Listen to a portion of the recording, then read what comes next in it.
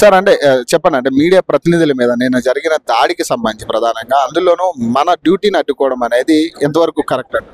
అది చాలా తప్పండి. అది మీడియా స్వేచ్ఛ అనేది ఎక్కడైతే ఉంటుందో అక్కడ ఆ దేశం ప్రగతిని సాధిస్తుంది. అందులోకి ఒక సెలబ్రిటీయే కాకుండా పద్మశ్రీ అవార్డు గ్రహీత అయినటువంటి వ్యక్తి అంత అసలు ఏమాత్రం బాధ్యతారాహిత్యంగా ఒక మీడియా ప్రతినిధి దాడి చేయడమే కాకుండా అది మామూలు దాడి కూడా కాదు. ఆయన ఇవాళ ఐసీయూలో ఉన్నాడు అంటే ఎంత గట్టిగా దాడి చేసాడో చూసుకోండి. సో అటువంటి వ్యక్తి మీద మనం ఖచ్చితంగా యాక్షన్ తీసుకోకపోతే సమాజానికి ఒక బ్యాడ్ మెసేజ్ వెళ్తుంది. సో అంతేకాదు, మీడియా మీద చులకన భావం ఏర్పడుతుంది. మీడియా అనే దానికి ఇక సపోర్ట్ ఉండకపోతే గవర్నమెంట్ తరపు నుంచి ఈ ఫీల్డ్ లోకి వచ్చేవాళ్ళు ఎవరు, దేశం ఎలా బాగుపడుతుంది? కాబట్టి ఈ మీడియాని మేము ఈ దాడిని ఖండిస్తున్నాము. అంతే. మోహన్ బాబు గారు క్షమాపణ చెప్పే ఛాన్స్ ఉంటుంది అంటారు, ఎందుకంటే ఆయన కూడా ఏదో ట్రీట్మెంట్ తీసుకుంటున్నారని నైట్ నుంచి వార్తలు. ఆయన ట్రీట్మెంట్ తీసుకోమనండి, మేము కాదనలేదు. ఆయన ఒంట్లో బాగుండడం మనకు కావాలి, మేమేమో ఆయన చెడు కోరుకోవట్లేదు. కానీ అక్కడ జరుగుతున్న ఇష్యూ పబ్లిక్ లోకి వచ్చింది కాబట్టి ఏం జరుగుతుందో తెలుసుకుని వెళ్ళిన వాళ్ళని దాడి చేయడం ఎంతవరకు సమంజసం? ఆయన ఒంట్లో బాగలేకపోతే మేము దేవుని ప్రార్థిస్తాం ఆయన కోలుకోవాలని, కానీ మేము ఎప్పుడు చెడు కోరుకోం. కానీ ఆయన తన గురించి తెలుసుకుని వచ్చిన వ్యక్తుల మీద సమాధానం చెప్పి పంపించాల్సిన పోయి దాడి చేసిన ప్రవర్తన ఉంది, అది మేము ఖండిస్తున్నాం. దానికి మేము నిరసన తెలుపుతున్నాం ఇవాళ. అందుకు ఆ దాడి అనేది పబ్లిక్ సమాజానికి చెడుగా వెళ్ళకూడదు కాబట్టి ఇవాళ రేపు ప్రతివాడు జర్నలిస్ట్ మీద దాడి చేస్తాడు, అది మనం అది లోపైపోతాం.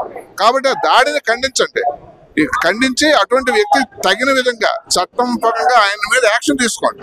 అదే మా యొక్క డిమాండ్ కూడా. ఇప్పుడు ఆయన కోపం ఎక్కువ అని విన్నాము కానీ అంటే ఈ రకమైన జర్నలిజం మీద, అందులో ఆయన స్వామిమాలలో కూడా ఉన్నారు. నిన్న చూసాం మనం, జర్నలిస్ట్ కూడా స్వామిమాలలో ఉన్నారు. కనీసం ఆయన ఆ కారణం ద్వారా అయినా కూడా ఆయన ఆ కోపాన్ని కంట్రోల్ చేసుకోకపోవడం అనేది ఈ రకమైన దాడి. అంటే ఆయన కింద ఫాలోవర్స్ చాలా మంది ఉంటారు, వాళ్ళకి ఏం మెసేజ్? అదే చెప్తున్నాను, ఎందుకంటే ఆయన మీరు చెప్పిన మాలలో ఉన్నారు, ఇద్దరు మాల వేసుకుని ఉన్నారు. కానీ అటువంటిప్పుడు ఇంకా శాంతంగా ఉండాలి. ఆయన తన వృత్తిపరంగా కూడా ఎంతో కంట్రోల్డ్ గా ఉండాలి. బాధలు ఎంతో ఉన్నాయి, ఆయన ఇంట్లో ఉన్నటువంటి గొడవల పరంగా ఆయన ఎంతో ఇరిటేషన్ ఉండవచ్చు. కానీ పబ్లిక్ లోకి వెళ్ళేటప్పుడు కొంతవరకు తను అనగొట్టుకొని సమాధానం చెప్తే బాగుండేది. అలా కాకుండా దాడి చేయడం అనేది తప్పు పద్ధతి. ఫైనల్ గా ఏం చెప్పదలుచుకున్నారు ఈ రోజు మోహన్ బాబు గారు?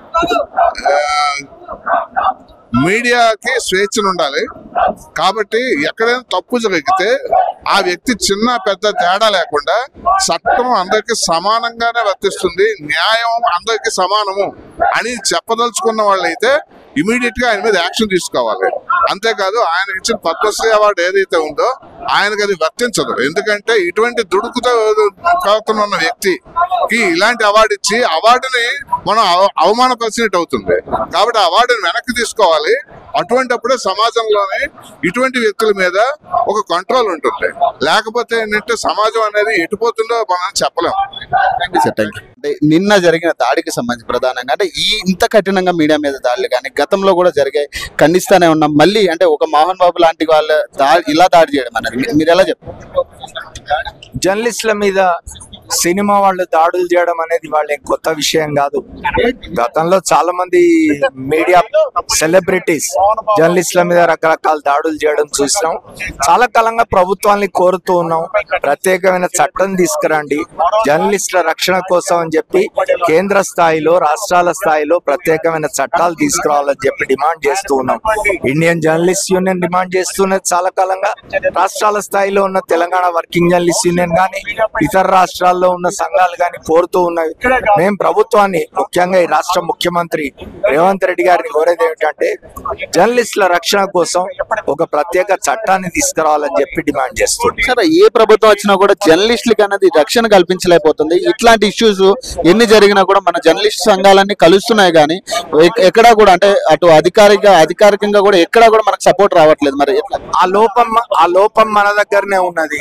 మనం ఏదైనా సంఘటన జరిగినప్పుడు స్పందించి రోడ్ల మీదకి వచ్చి నిరసన తెలిపి వెళ్ళిపోతున్నాం తప్ప దీని మీద నిరంతర పోరాటం అనేది జరగడం లేదు.